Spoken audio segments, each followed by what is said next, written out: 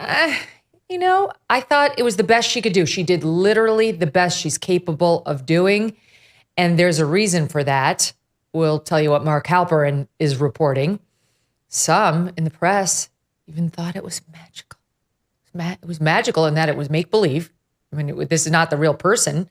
We know who the real person is. We've been watching her for years now. There was no hint of who she actually is last night, but she delivered a nice speech that obviously somebody else wrote for her. And that's one of my other questions. Who wrote it? Because it certainly seems like Team Obama is officially on board, and all of that same team is all over the media praising her to high heaven without disclosing that they may be helping her behind the scenes, which is unethical. I'd love to know, what about David Axelrod and the Pod Save America guys? Are you actually writing her speeches and advising her and then going on air and talking about how amazingly she performed? Because that's not okay. John Meacham, remember him out there? Oh, Joe Biden, amazing. And it turns out he had written the speech and he was praising it on MSNBC. Anyway, there's a lot of stuff happening around this woman's makeover. It's an extreme makeover. And we may never get the answers. It's basically just suppositions and suspicions at this point. Her speech was short on policy for the American voters. All the soaring rhetoric. She's going to unite us. Okay. Sure. We're not united. We're not going to be united. Her boss said that too. And then within a year or two, we got Dark Brandon. It wound up being one of the shortest acceptance speeches in history, which we were grateful for. Let's be honest, so late. Thank God. For those counting, it's now been 33 days since Ms. Harris took the baton, received the torch from President Biden, and we still have not seen one interview and no news conferences. She took a couple of questions at the back of the plane one day, which were absolutely non-substantive. And yet when the VP passed by the media, this is their big chance. NBC News was back there last night after her speech. It's Kamala, it's Tim Walz. This is it. This is great. This is your chance as a reporter to freaking ask a real question. This is what happened. Madam Vice President, how do you feel tonight? I feel good. Now on to tomorrow. Good to see you last night, yeah. Congratulations to you. Good to see you.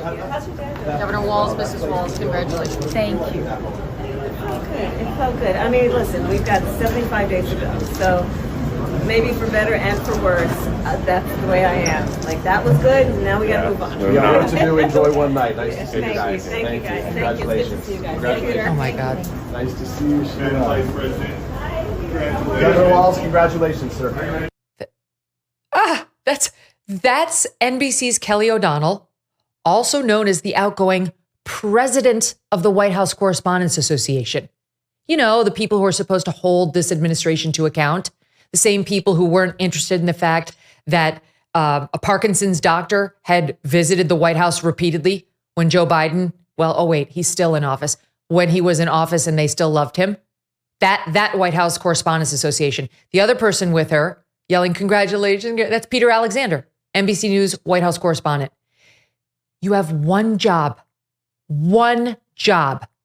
and it is to cover the White House and now this presidential race, all those who want to be in the White House, and you failed.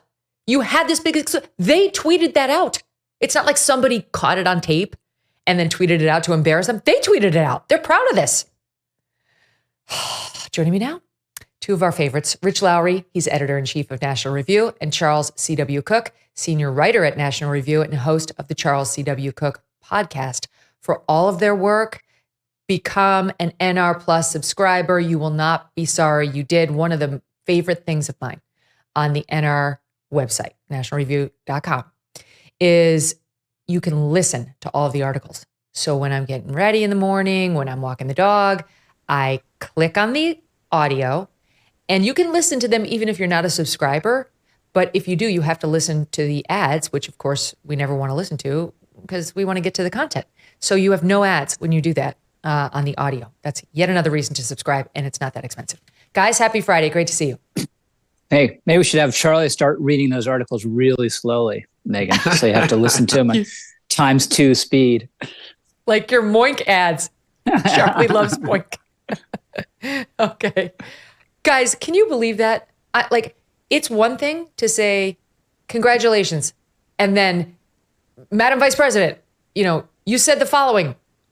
Trump's already saying that's not true. Whatever. You always have a substantive question up your sleeve in case you get access. But it was just like we saw all week with her, congratulatory, pat on the back. Let's enjoy the coronation, Rich. Yeah, I mean, the press corps has changed. I don't know whether you remember Jack Germond. He used to be on the McLaughlin Group. I think he was with the Baltimore Sun, but he was this overweight, balding, rumpled guy who wrote numerous campaign books. I just can't imagine him ever congratulating anyone for anything, right? He just wasn't on board. He was hard-bitten and skeptical, if not cynical, about everyone. And we have a press corps that's totally different now. It's more, quote-unquote, professional, although their work isn't as good and fair anymore, and they're totally on board. And we talked about this, I think, right around the time that the transition was happening to Kamala, how just in the tank the press would be. But it's shocked me even knowing what it would be, or thinking I knew what it would be like going in. It's even been worse than I could have imagined. And to have one of the few opportunities ever presented to ask an unscripted question and to say, "How do you feel?" and congratulations it's just typical. It's the reaction to what we saw as a fairly anodyne speech, Charlie. I mean, she really said almost nothing. She delivered it well, especially for Kamala Harris, who we know how she actually speaks, was sickening. I mean, it's beyond spin. It's almost gaslighting. I'm going to give you 3 examples here. I'll play you a triple soundbite. Rachel Maddow, Jake Tapper, and Jen Psaki. Listen to this reaction. All right, you will remember where you were when you heard this speech tonight from the Vice President of the United States. You're going to remember where you were on this night. This is an inflection point in history. It was a remarkable address, one that I've never seen her give quite like this before. A very, very powerful speech. You got to go back, I think, to Barack Obama in 2008 for a Democratic speech like this, perhaps even a speech like this at all. This magical, charismatic quality in person. So do a lot of politicians. People say that about Hillary Clinton. Also true. The public has to see it in order to get you elected. And tonight, and over the last couple of weeks, she showed the public. When you said these are the text messages that I'm getting, what did you mean? Well, I mean by that is that was fierce and fearless how she just delivered that. Yeah. That's who she has been. Charlie, I'm sure you're in the middle of writing your National Review column with those same words: fierce, fearless, magical charisma. Is that how you experienced it? Well, actually, I managed to get a really quick tattoo of her face on my arm this morning. I was so moved. It was fine. It was fine. She read from a teleprompter. She was better than she has been. She also said nothing. I think this is one thing those people are missing, is that the reason that it went okay was that she said nothing. They had focus groups who also said it was fine. I think I saw CNN's went out to a B+.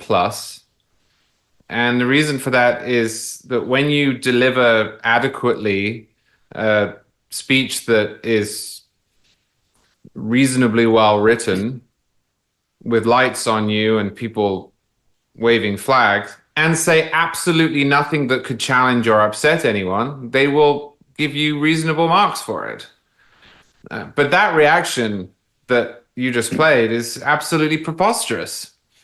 And it was fine, as I say. There was a piece in the Daily Beast this morning by David Rothkopf that I think people should look up and read. You've got to read all 16 paragraphs of it. That honestly reads as if we've just won a world war that we've been in for 8 years. It is the most ridiculous, hyperbolic, hysterical thing I've ever seen. But I assume most of it was written before the speech was given, because Harris is a creation of the press. She's an avatar. Her campaign does not exist at the moment, and the response was, like the speech itself, completely fabricated. Mm-hmm. Yeah, is that you said Daily Beast because there's their headline is Kamala Harris nailed the greatest speech of her life. And to that, I thought, yes, well, that's true.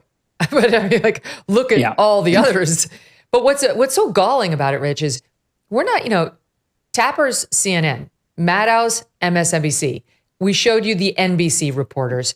Here's John Carl at ABC. This is all the mainstream media. This is who reports on and controls the messaging in news. Listen to Jonathan Carl.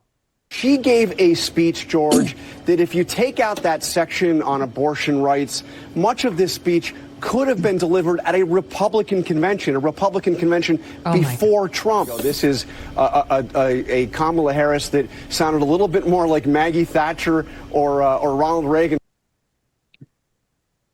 Rich, I'm friends with John Carl, and I generally admire his work, but that's overly enthusiastic, and it goes to the falsity of it, right? When did she, even if it's true, and I don't think it's true if you read it line by line, when did she become a Republican, right? And shouldn't we want to know how this happened? What's this massive change that she's undergone in her thinking? But there is no thinking. She is reading a campaign from a teleprompter. That's what her campaign is. She does it competently. I thought the speech was fine. It was the best speech she's ever given, but that's obviously an extremely low bar. And it wasn't even the best speech at the convention, which might have been Michelle Obama, right? That line that Michelle Obama had about who's going to tell Trump, that maybe the presidency is one of those black jobs he talks about. I don't know whether she came up with that on her own, but it was a great line, and she owned the line. And she's a natural at this in a way Kamala isn't. She's a manufactured production. She's more of a complete cipher than we've ever had in recent presidential politics.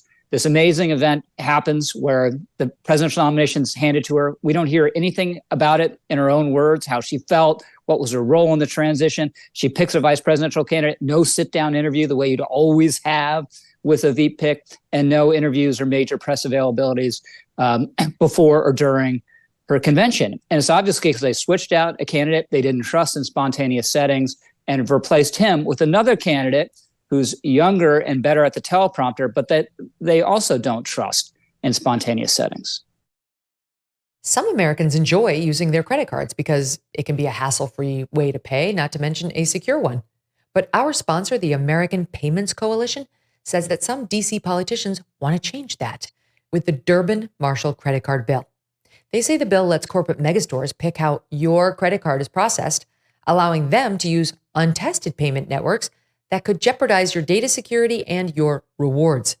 They say corporate megastores will make more money, and guess who will wind up paying the price? You. Find out more info at guardyourcard.com, and consider telling Congress to guard your card while you're there, too. Thanks so much for watching. If you like what you just saw, hit the subscribe button for more clips and full episodes.